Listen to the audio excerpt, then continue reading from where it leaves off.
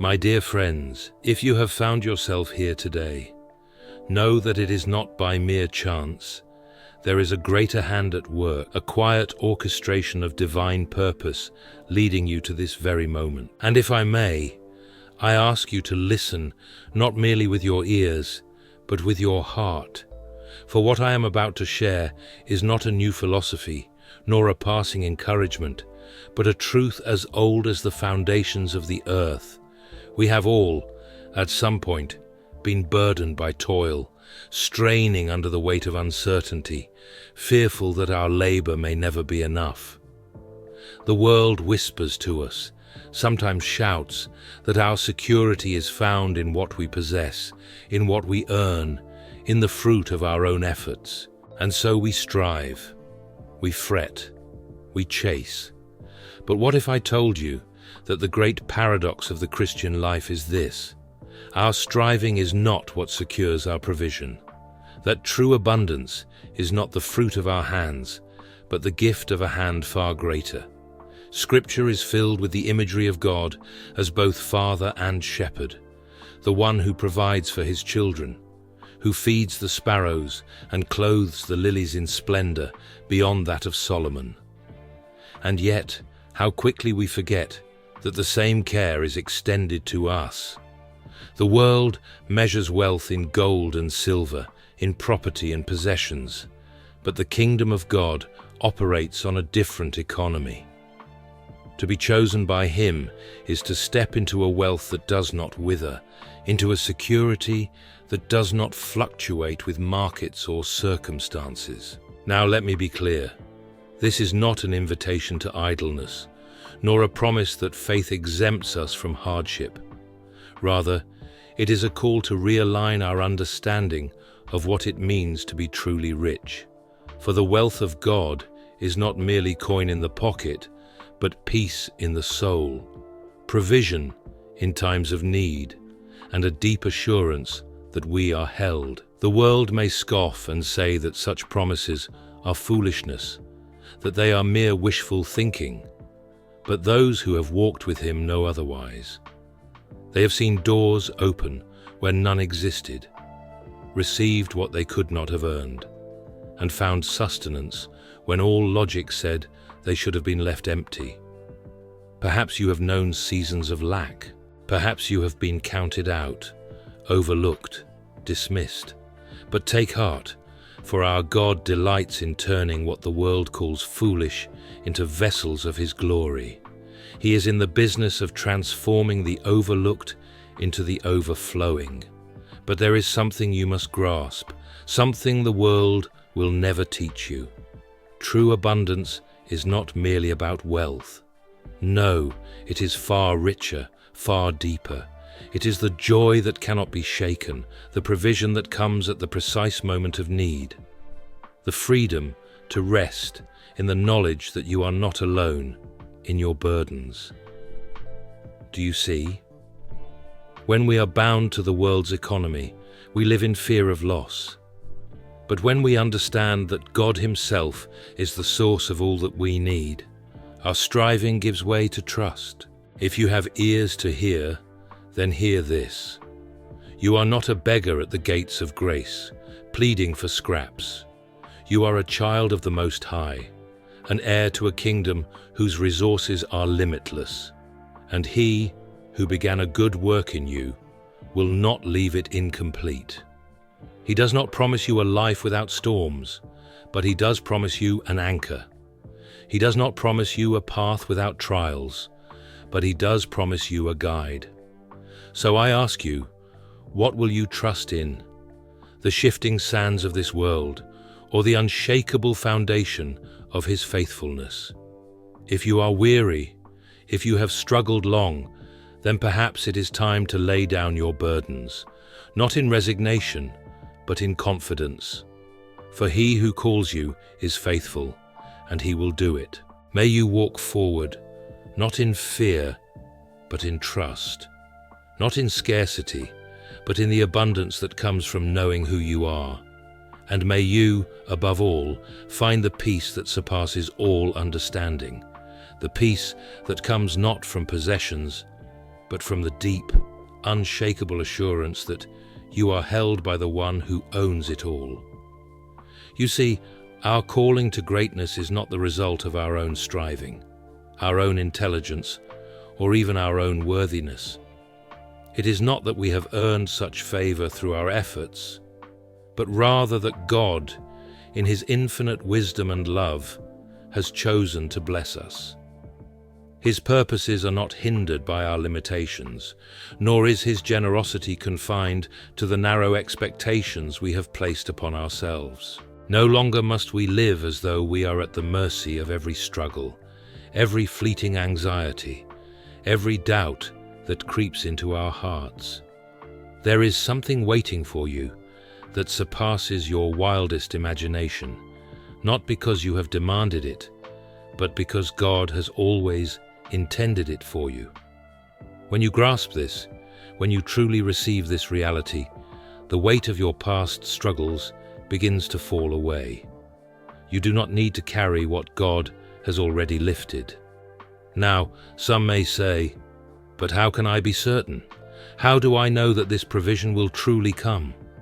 I would ask in return, have you ever seen a child worry about where their next meal will come from when they have loving parents? A child does not stay up at night anxious over whether they will be cared for. They rest in the simple, unshakable assurance that their needs will be met. This, my friends, is the confidence we are called to embrace. The confidence that comes not from our own self-reliance, but from knowing we are upheld by one whose power is far beyond our own. And here is where many falter.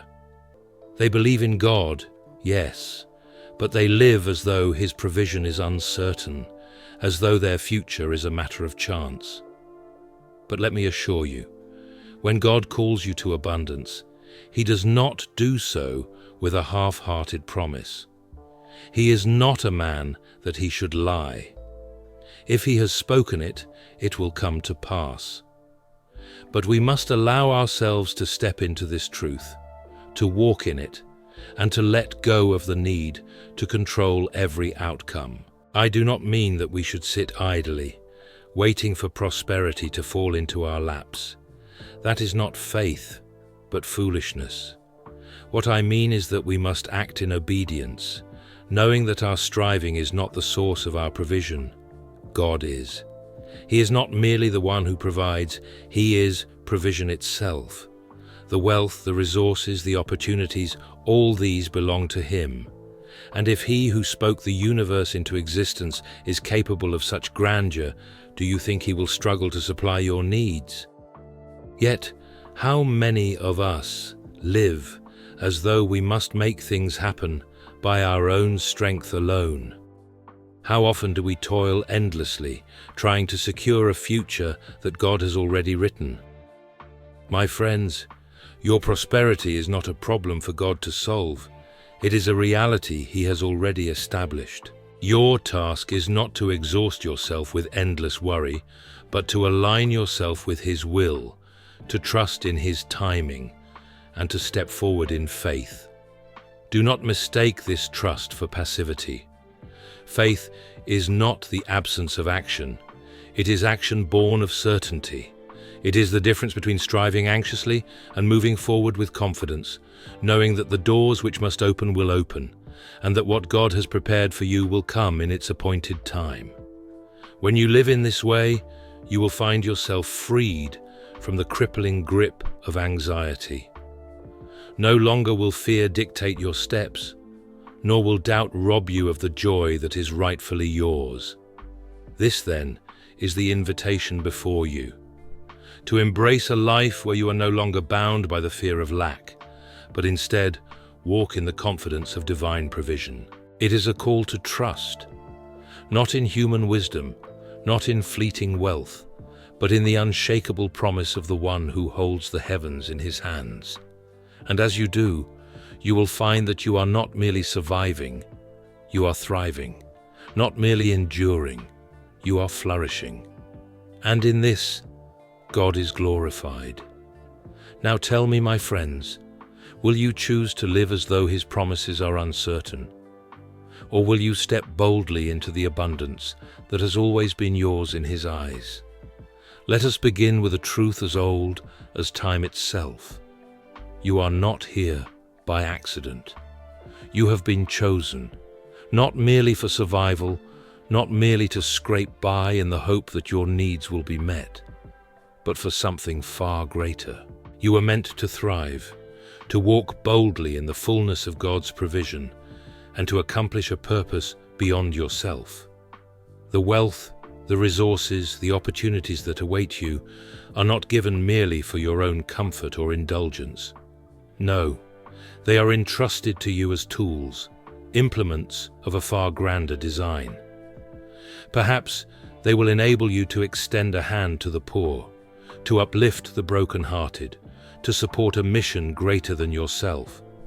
Perhaps they will allow you to build something that will stand beyond your years. Something that changes lives and carries forward the work of the kingdom. But know this, whatever God has given you, He has given it with purpose. Yet here is where we so often falter. We look around at the world, we see scarcity, and we allow doubt to creep in like a thief in the night.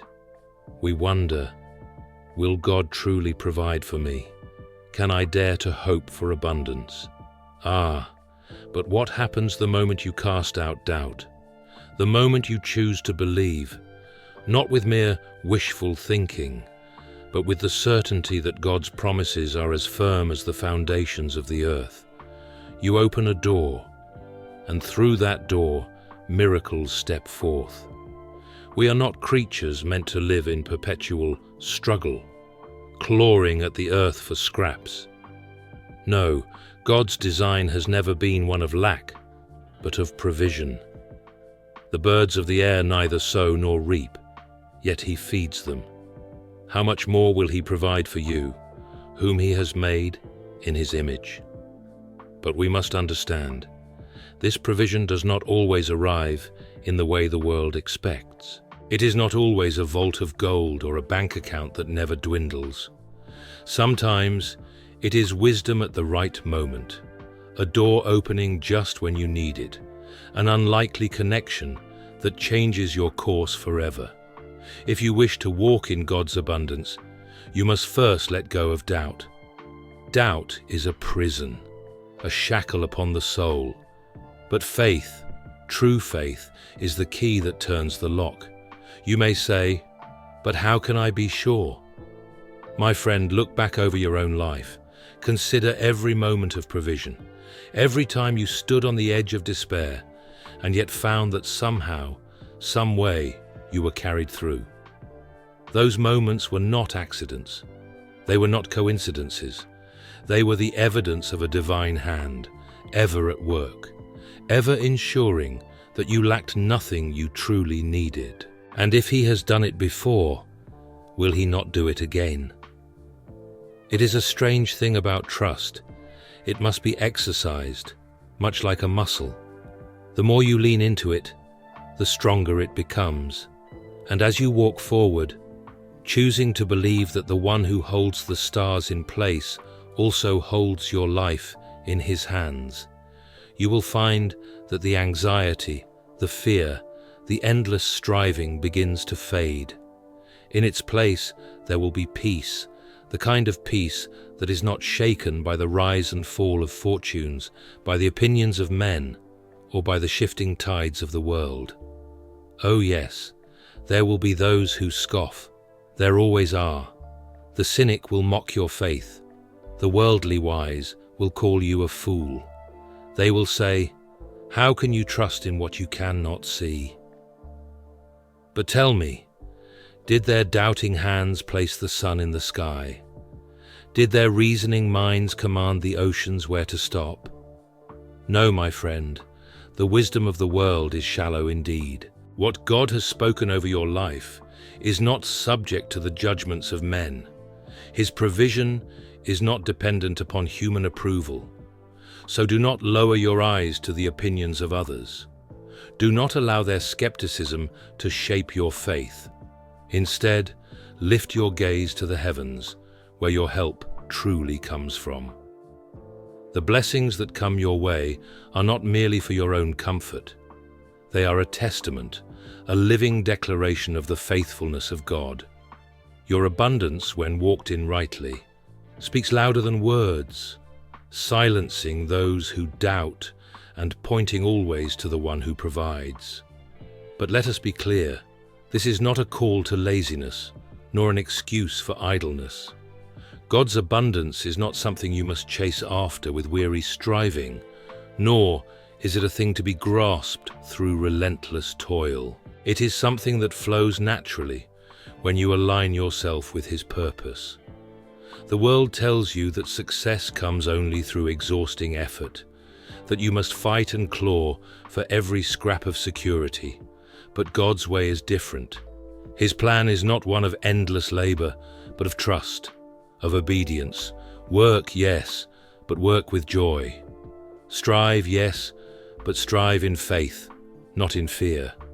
Know that as you do your part, God is already doing His. And when the time comes, when the door swings open, you will step into the provision He has prepared, not as a beggar grasping at crumbs, but as a child receiving an inheritance. This, my friends, is the freedom of divine provision. To know, truly know, that you are never alone, never forgotten, never left to fend for yourself. To live without the shadow of scarcity looming over you. To wake each day with the confidence that the one who formed you, who called you, who sustains you, will never fail to provide. So stand firm in that truth. Cast off doubt. Walk boldly in the certainty of God's provision. And let your life be a testament, not only to what He has given, but to the one who gives. If I may, let us begin with a question. What is wealth? I do not speak merely of gold, houses, or the weight of one's purse. True wealth, the kind that cannot be stolen by thieves nor devoured by moths, is something far greater. It is the richness of soul, the abundance of purpose, and the eternal inheritance granted to us by the Almighty. And if such a wealth has been entrusted to you, then it is not for you alone. Imagine for a moment a man who is given a great sum of money by a generous benefactor. The man rejoices in his good fortune, buys the finest clothes, and feasts upon the richest meals. But what would we say if he locked the remainder away, refusing to share, while the poor starved at his gates? Would he not be a fool? Indeed, such a man has misunderstood the gift. He sees it as an end rather than a means, a possession rather than a responsibility. You see, dear friends, wealth, whether material or spiritual, is always given with purpose. It is not a trophy, nor a prize to be hoarded. It is an instrument, a tool placed in the hands of those whom God has entrusted with His work.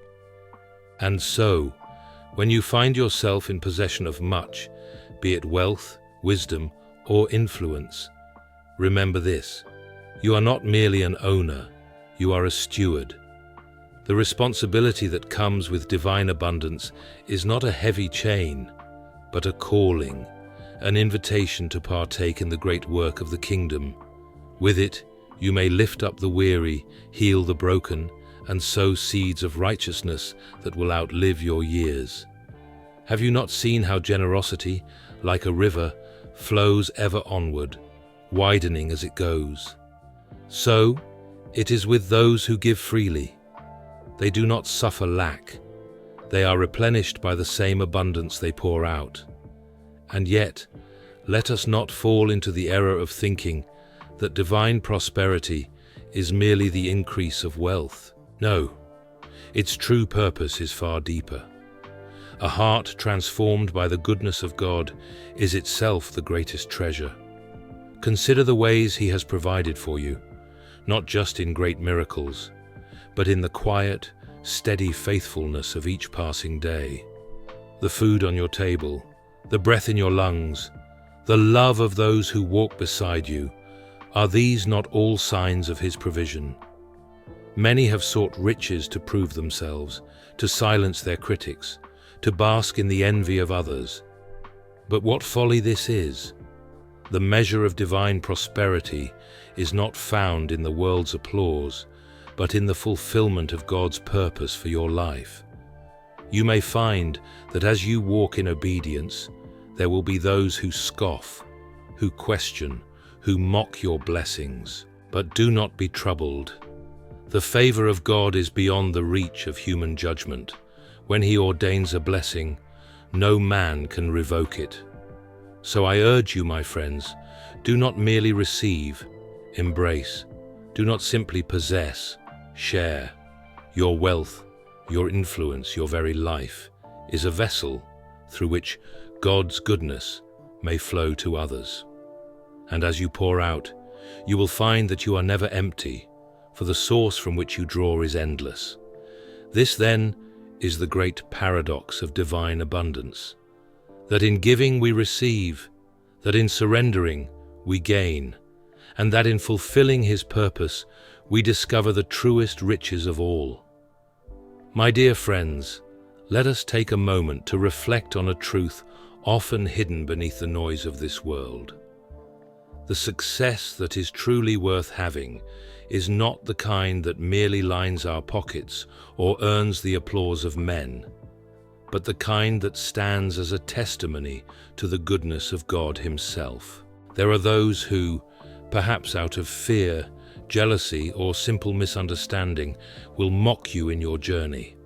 They may scoff at your faith, dismiss your hope, and question your confidence in the unseen hand that guides your steps. But take heart, for the day will come when they will stand in silent wonder, not at you, but at what God has done through you. You see, the world has its own definitions of success, power, recognition, influence, but the favor of God operates on a different plane entirely. It is not earned through human effort or clever schemes. It is bestowed by the one who holds all things in His hands.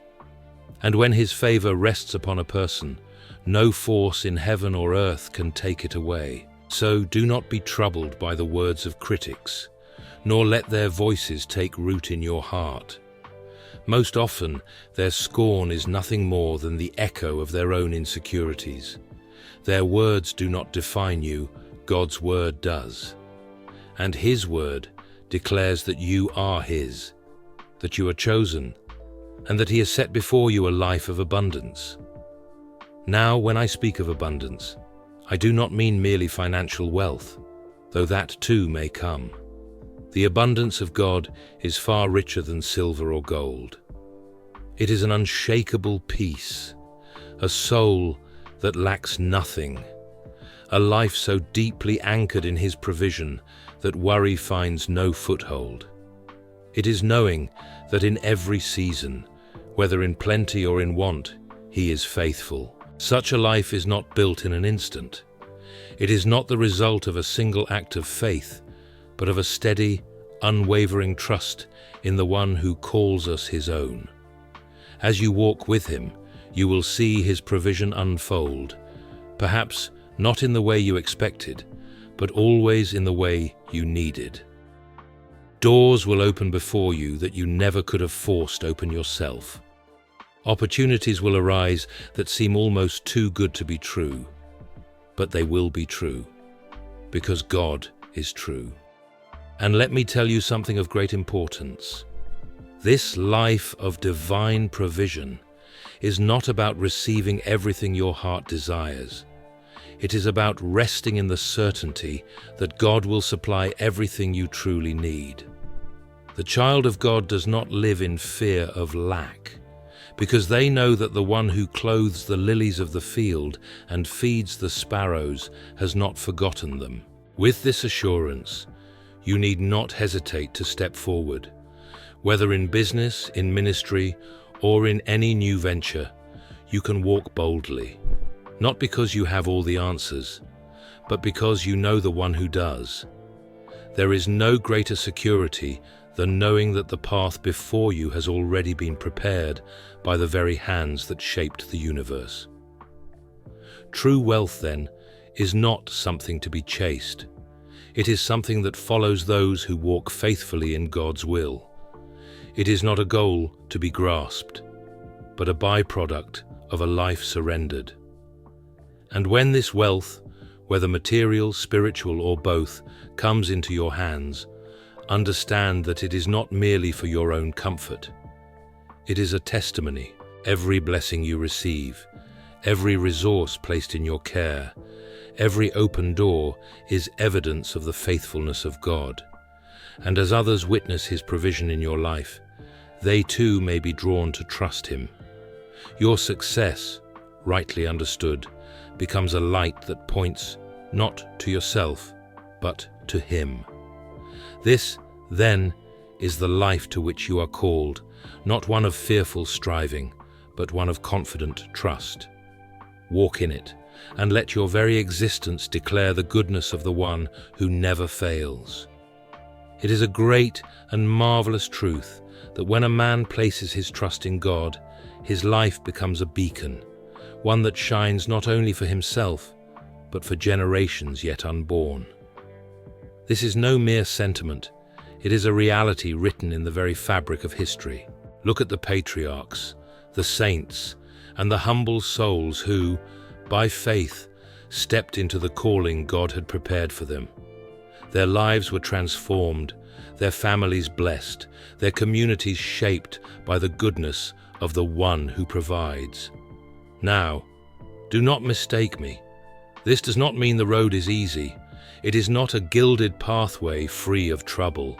On the contrary, the journey to true abundance is one paved with trials.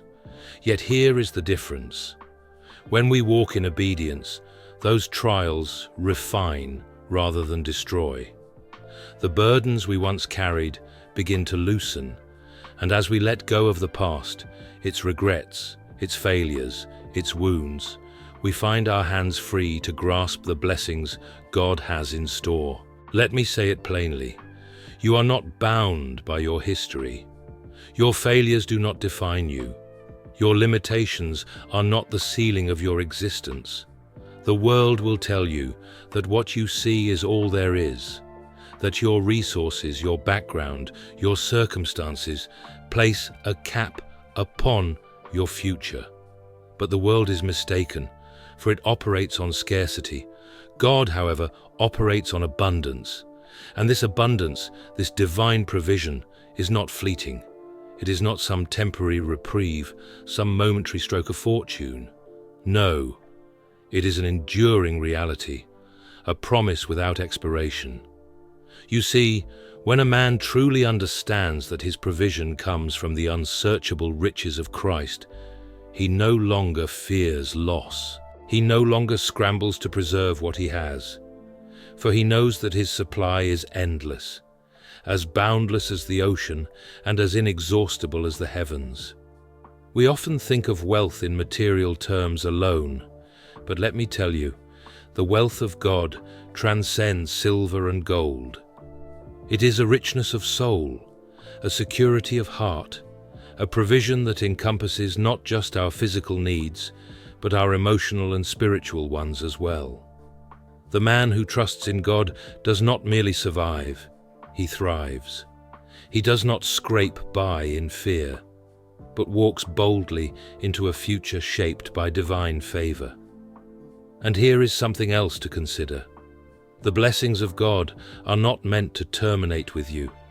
They are not a pool for you to hoard, but a river that must flow. Your abundance, be it of wisdom, of kindness, of resources, is meant to spill over, to touch your family, your community, even the stranger who crosses your path. When God blesses a man, he does so with a purpose that extends beyond that man's own life. Now, some of you may say, "But I have struggled too long. I have been held back by too much." I say to you, what is that to God? Do you think your past outweighs His power? Do you believe your wounds, your mistakes, your lack can hinder the One who spoke the stars into existence? No, my dear friends, nothing can stand between you and the fullness of his promises, except your own refusal to step into them. It is time, then, to embrace the life God has prepared for you, to shake off the shackles of doubt, to cast aside the weight of past struggles, and to walk forward in faith. You are not confined to the limitations of this world, for you are a citizen of a kingdom that knows no lack, no scarcity, no end to its abundance. So rise, my friends, rise into the calling he has set before you. Take hold of his provision, knowing that he is a God who does not merely meet needs, but exceeds them. The life of faith is not a life of scraping by. It is a life of fullness, of purpose, of divine overflow. And as you step into this reality, you will find yourself living not merely according to what is possible, but according to what God has ordained. This is your inheritance. Embrace it. If there is one thing I have learned in this life, it is that God's provision is never merely about meeting our immediate needs. No, his ways are far grander, far more magnificent than that. He desires not only to sustain us, but to bless us so abundantly that our very lives become a wellspring of blessing to others. He does not simply fill our cup, he causes it to overflow. Now, let us be clear. This abundance is no accident. It is not the result of mere luck or happenstance. Rather, it is the inevitable consequence of walking in step with his will. The more we entrust ourselves to him, the more we will find that doors open before us, doors we could never have forced open by our own strength. We see it time and time again. A man steps out in faith, and suddenly opportunities arise that he never could have orchestrated himself. A woman surrenders her plans to God, and before she knows it, she is living a life richer, fuller, and more purposeful than she ever dared to dream. You see, we serve a God of abundance, and the most remarkable thing about his provision is that it comes not through our frantic striving, but through trust. That is the great paradox of faith. When we relinquish our tight-fisted grip on our own ambitions, we discover that his plans far surpass our own. We spend our lives fretting, planning and scheming, yet if we would only release our grasp, we would find ourselves drawn into something far greater. A life marked not by mere survival, but by a continual outpouring of his goodness. Many people live as though scarcity is the law of the universe, as if God's blessings must be earned through toil and struggle. But have you ever noticed how a river flows? It does not force itself forward. It simply moves in accordance with the landscape. And yet, by doing so, it brings life to everything it touches. This, my friends, is the nature of God's provision. It is not a reward for your labor, but a reality you step into when you align yourself with him. And let us not make the mistake of thinking that this abundance is limited to financial gain. No, God's blessings extend far beyond material wealth. They touch our relationships, our purpose, our health, our influence in the world. To walk in God's provision is to find favor in places you never expected. It is to see doors open before you that you never even knew existed. It is to live in such a way that your very presence becomes a source of encouragement, hope, and joy to those around you. But here is the key. You must receive it. That may sound simple, but in truth, it is the greatest challenge of all. To receive, one must first surrender. One must let go of fear, of control, of the endless compulsion to dictate one's own future. And that, I dare say, is where many falter. We wish to have both God's abundance and our own plans. But as long as we cling to our own limited vision, we cannot grasp the far greater one he offers us. This, dear friends, is a season of divine provision, not a season of lack, not a season of merely scraping by, but of stepping into a reality where blessings flow not just to us, but through us. And mark this well, the blessings God gives are never meant to end with us. We're not reservoirs, we're rivers. What he pours into our lives is meant to spill over, to touch the lives of others, to be given away freely, just as it was given to us. Look at the story of Joseph. Betrayed, cast down, imprisoned, his situation seemed hopeless. And yet, those very hardships were the means by which God positioned him for a future of extraordinary influence.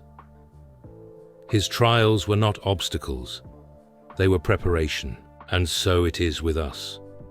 Often what we see as misfortune is, in truth, the shaping of something far greater than we could have ever devised.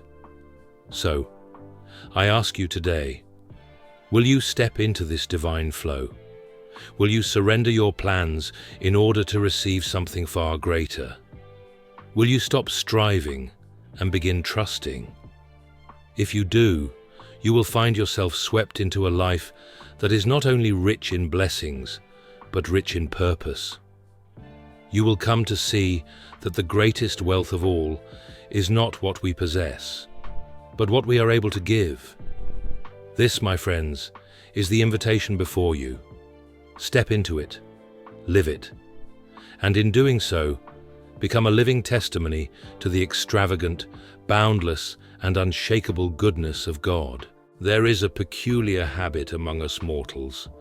We desire doors to be opened wide before we ever step forward. We long for clarity before commitment, certainty before trust. Yet, as we see time and time again in Scripture, God's way is quite the opposite. Consider Joseph. His rise to power was not a straight and steady climb, but a path marked with trials, betrayals, and darkened prison cells. And yet, at every turn, the hand of God was guiding him. The very hardships meant to break him became the stepping stones to his destiny. So it is with us. We may face closed doors, long delays, even what seem like insurmountable barriers. But if we remain steadfast, trusting that God is at work beyond what we can see, those same doors will open at precisely the right time. It is not our frantic effort that pries them open, but our faithfulness that keeps us in place until God swings them wide. And when He does, we will find that they do not merely lead to success, but to something far greater, purpose. But let us be careful here. The world has a very different idea of success than God does. It tells us that prosperity is measured in wealth, status, or comfort. But God's economy works on another principle altogether. True wealth is never an end in itself. It is always a means. The blessings He gives are not merely for our enjoyment, but for our calling. When we see them rightly, we understand that every resource in our hands is an instrument for something larger than ourselves. God's provision is never merely about accumulation. It is about participation in His greater plan, in the work of His kingdom. If we are granted financial abundance, it is not simply for our own ease, but to be a channel through which His love flows to others. Every dollar, every opportunity, every door opened before us carries with it a question. How will you use this? And here lies the great paradox. Those who hold tightly to their wealth, clinging to it as their own, will find that it withers in their grasp. But those who recognize it as a trust, something given to be given, will see it multiplied beyond anything they could have imagined. We think that by giving, we diminish what we have. But in the economy of God, the opposite is true. The more we pour out, the more He fills us up. The one who scatters generously does not lack.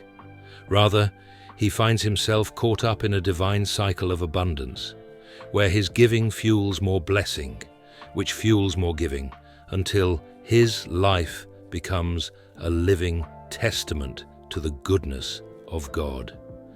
Now, some may wonder why God does not simply bless us all in equal measure all at once. Why the seasons of waiting? Why the times of scarcity? The answer, I think, is bound up in the nature of God's wisdom. Just as the farmer does not reap on the same day he sows, we too must pass through different seasons, seasons of preparation, of testing, of quiet faithfulness before the harvest comes. God, after all, is not merely interested in what he gives us. He is interested in what we become. If blessings arrived too soon, they would ruin us. But when they come in his perfect time, they shape us into stewards who are ready not only to receive, but to use them rightly. Perhaps you find yourself in a season of waiting. Perhaps you have knocked on doors that have remained stubbornly shut. Do not despair. The hand of God is never idle. What you cannot yet see is already being prepared. The very obstacles before you may, in time, prove to be the means by which he leads you into something far greater than you had dared to ask for. So do not measure your life by what you have accumulated, but by what you have poured out. Do not be deceived by the world's definition of wealth, for it is a fleeting thing. Instead, seek the kind of abundance that lasts, an abundance that transforms not just your life, but the lives of those around you.